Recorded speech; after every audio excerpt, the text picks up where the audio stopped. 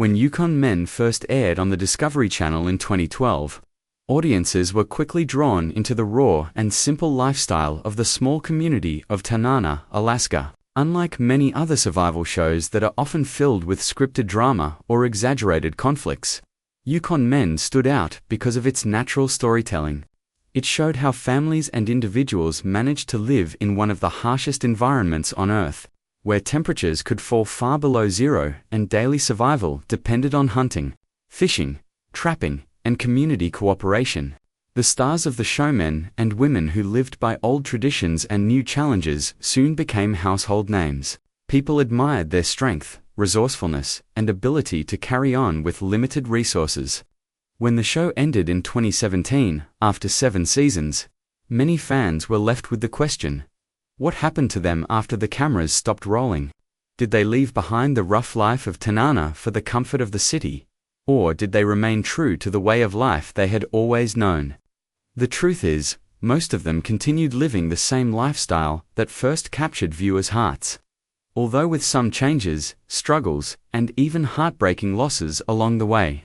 Today, nearly a decade after the show's end, we can look back and see how the Yukon Men stars have carried their legacy forward, still balancing tradition, family, and survival in modern times. When Yukon Men first premiered on the Discovery Channel in 2012, it gave the world an inside look at life in Tanana, Alaska, a tiny community that survives in one of the most remote and difficult regions in the United States. While many survival shows added too much drama or focused only on conflict, Yukon Men stood out for its honest and raw portrayal of daily life. People saw families cutting wood for the winter, fishing for salmon, hunting moose, and raising sled dogs, not as a hobby, but as a way of life. For years, viewers followed the struggles and victories of these Alaskan families. The show lasted until 2017, running for 7 seasons and leaving behind a loyal fan base. After it ended, fans were left wondering what happened to their favorite stars. Did they move to the city and give up the subsistence lifestyle, or did they continue with the same traditions? In truth, most of them stayed very close to their roots. Some faced loss and health struggles, while others celebrated new beginnings, marriages, and children. Some took leadership roles in their community, while others carried on the hard work of fishing, trapping, and raising sled dogs. Almost a decade later, their lives continue to inspire people who admire strength, independence, and tradition.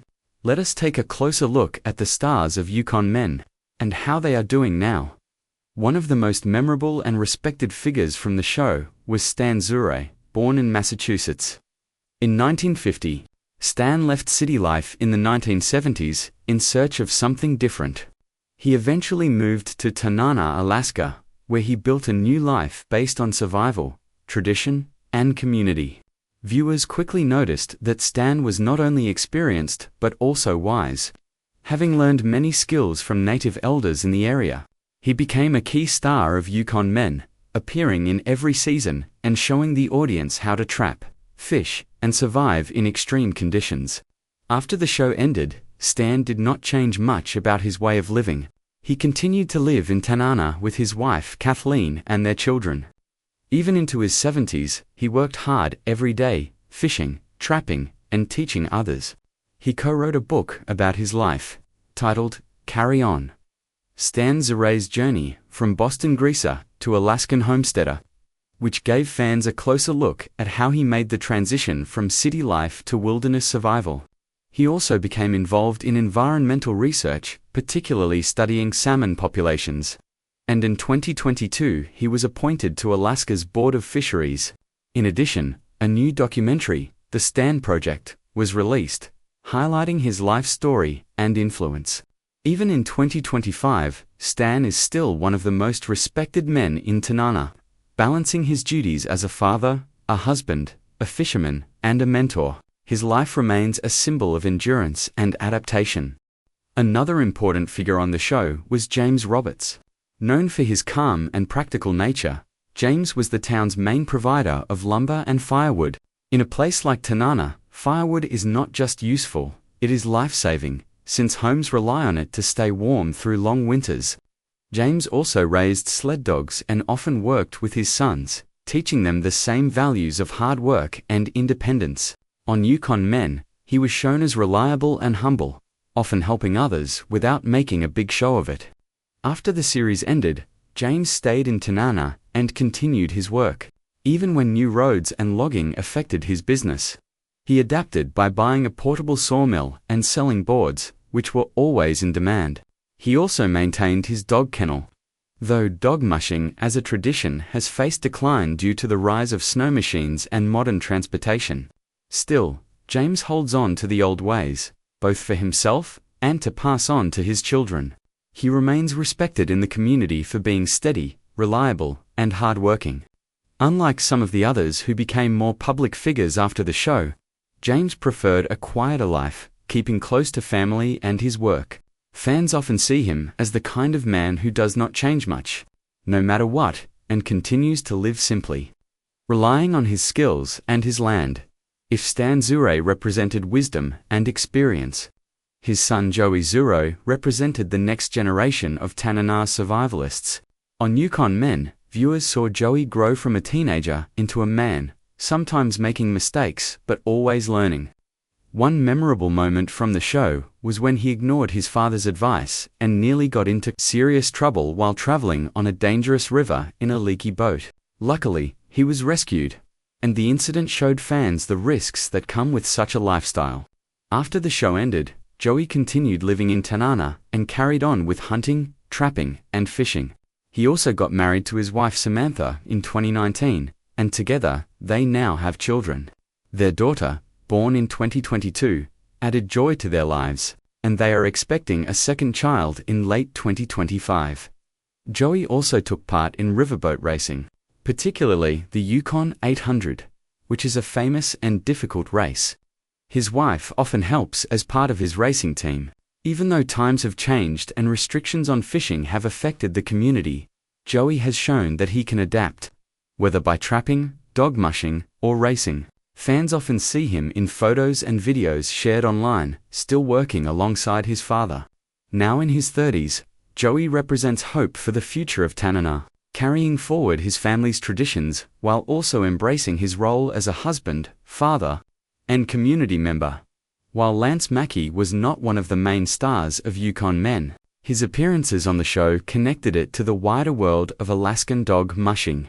Lance was one of the most legendary dog mushers in history, having won the Iditarod Trail sled dog race 4 times and the Yukon Quest 4 times as well. He was the only musher ever to win both races in the same year, a feat he accomplished twice. His skill and dedication to dog mushing made him an icon, and his presence on Yukon Men helped show how important sled dogs were, not just in Tanana but across Alaska. Unfortunately, Lance faced many personal struggles in his later years. He battled cancer and also faced family difficulties, including the loss of his partner. Despite these challenges, he continued working with dogs and raising his children. Sadly, Lance Mackey passed away in 2022 at the age of 52. His death was felt deeply across Alaska and beyond.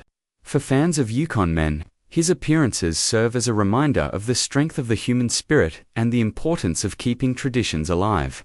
His life and career will always be remembered as part of Alaska's unique history and culture. Charlie Wright was another central figure on Yukon Men. He was shown as a hunter, trapper, mechanic, and water plant operator. After the show ended, Charlie remained deeply connected to his community, but he also took on bigger roles. He became a leader in conservation efforts, especially focusing on salmon populations in the Yukon River. He has served on different boards and commissions, including the Yukon River Intertribal Fish Commission, where he works to protect fish and support native subsistence rights. Charlie also stayed active in the Tanana Chiefs Conference, where he held leadership roles. At the same time, he continued living a traditional lifestyle whenever possible, hunting and supporting his family. He and his wife Cheryl raised their children, and his daughter Samantha married Joey Zuri, linking the Zuri and Wright families even more closely. Charlie's children have also carried on with trapping, fishing, and racing, blending modern work with old traditions. Today, Charlie is seen not only as a respected elder in his community, but also as someone who fights for the future of native traditions and resources. His ability to combine leadership with hands-on survival work makes him one of the most admired figures from the show. The Moore family, made up of Pat and Lorraine Moore and their children, Courtney and Thomas, were another important part of Yukon Men. Pat Moore was known as an elder musher, running the family dog kennel and keeping alive the traditions of dog mushing. Even after the show ended, Pat continued this work, though he faced hardships, including the loss of his wife Lorraine and his own health struggles. Despite these difficulties, Pat stayed active, running dogs, giving advice, and even playing in a local band. His daughter Courtney became especially well known for her energy and strength. She is a hunter, fisherwoman, dog musher, artist, and public speaker. She often shares her experiences online, inspiring others and showing what life in Tanana is like. She also teaches her daughters to mush and trap, proving that traditions are not limited by gender. Courtney's cousin nations also returned to Tanana and embraced subsistence life, raising a family and learning from village elders. The Moore family's story is one of resilience, carrying on despite personal losses, and ensuring that the traditions of Tanana do not disappear. Fans often ask why Yukon Men came to an end.